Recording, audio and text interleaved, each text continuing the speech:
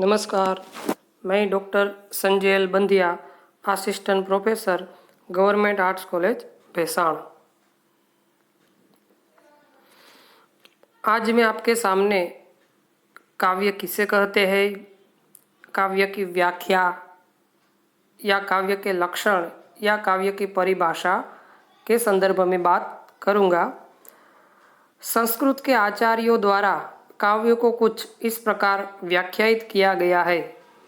सबसे पहले भामह ने अपने ग्रंथ काव्यालंकार में कहा है, शब्दार्थों सहितो काव्यम, अर्थात शब्द और अर्थ के सहित भाव को काव्य कहते हैं। आचार्य विश्वनाथ, साहित्य दर्पणकार विश्वनाथ ने वाक्यम रसात्मतम काव्यम, अर्थात रस से पूर्ण वाक्य को ही काव्य कहा है। विश्वनाथ के अनुसार काव्य में रस महत्वपूर्ण तत्व होता है। आचार्य मम्मट, संस्कृत के प्रमुख विद्वान मम्मट ने अपने ग्रंथ काव्य प्रकाश में काव्य को इस प्रकार व्याख्यायित किया है, तद्दोषो शब्दार्थो सगुणावलंकृति पुनः क्वापि, अर्थात काव्य वह होता है जो शब्द और अर्थ के दोष से रहित हो, गुण से मंडित हो तथा कभी कभी अलंकार से रहित भी हो सकता है। अब देखेंगे हम काव्य के प्रकार। काव्य के प्रमुखतः दो प्रकार बनते हैं, प्रबंध काव्य और मुक्तक काव्य। प्रबंध काव्य में महाकाव्य और खंड काव्य, मुक्तक काव्य में पाठ्य मुक्तक और गेय मुक्तक।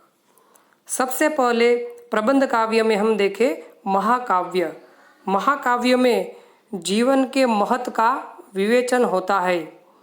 जो आकार, कथावस्तु, उद्देश्य, नायक आदि गुणों से संपन्न होता है उसे महाकाव्य कहते हैं।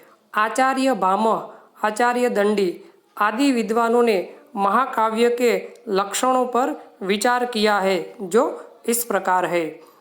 सबसे पहला महाकाव्य का लक्षण है, महाकाव्य सर्गबद्ध होना चाहिए और महान चरित्रों से उसका संबंध होना अनिवार्य है। दूसरा लक्षण, आकार में वह बड़ा होना चाहिए। तीसरा, महाकाव्य के प्रारंभ में आशीर्वाद, नमस्कार एवं वस्तु निर्देश की योजना भी होनी चाहिए। चौथा लक्षण देखें, महाकाव्य का नायक धीरोदात्त, धीर प्रशांत, धीर ललित आदि गुणों से संपन्न होना चाहिए। महाकाव्य में सभी रसों का वर्णन आवश्यक माना जाता है। छठा लक्षण, प्राकृतिक चित्रण एवं सामाजिक विधि विधानों का संयोजन भी अपेक्षित है। सातवां लक्षण, चतुर्वर्ग का विधान उसके संयोजन के साथ आवश्यक है। अब देखें हम खंड काव्य। खंड काव्य किसे कहते हैं, खंड काव्य के लक्षण एवं खंड काव्य की व्याख्या। आचार्य विश्वनाथ के अनुसार खंड काव्यम भवेत् काव्यस्य एकदेशानुसारी च, अर्थात खंड काव्य महाकाव्य का एक देशीय रूप होता है।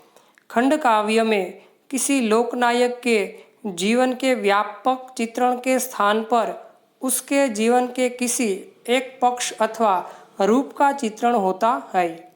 पंचवटी, नहुष, सुदामा चरित्र, पथिक, जयद्रथ वध, हल्दी घाटी इनके उत्तम उदाहरण है।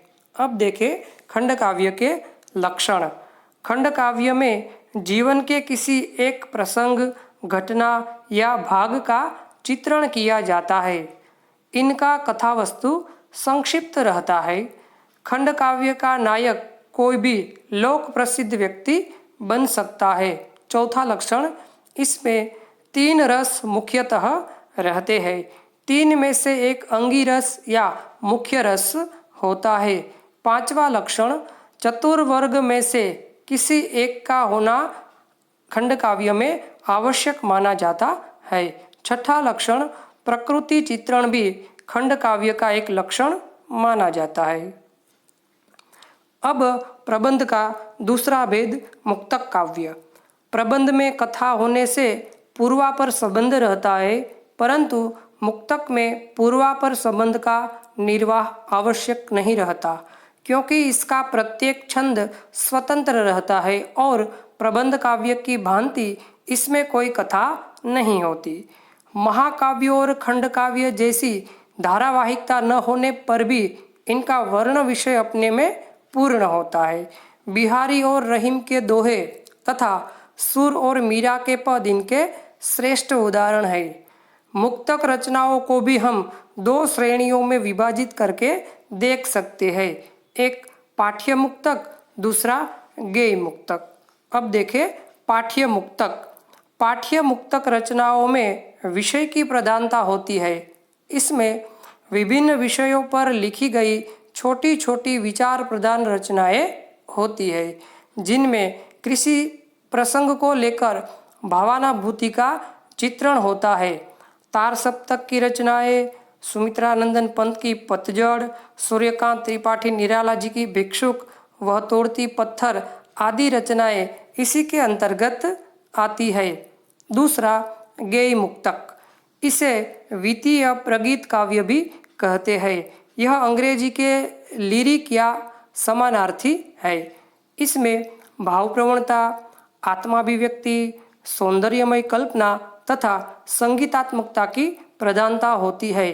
कबीरदास, तुलसीदास तथा रहीम के भक्ति एवं नीति के दोहे तथा बिहारी, देव एवं मतीराम की रचनाएं इसी की कोटि में आती है। धन्यवाद। अस्तु।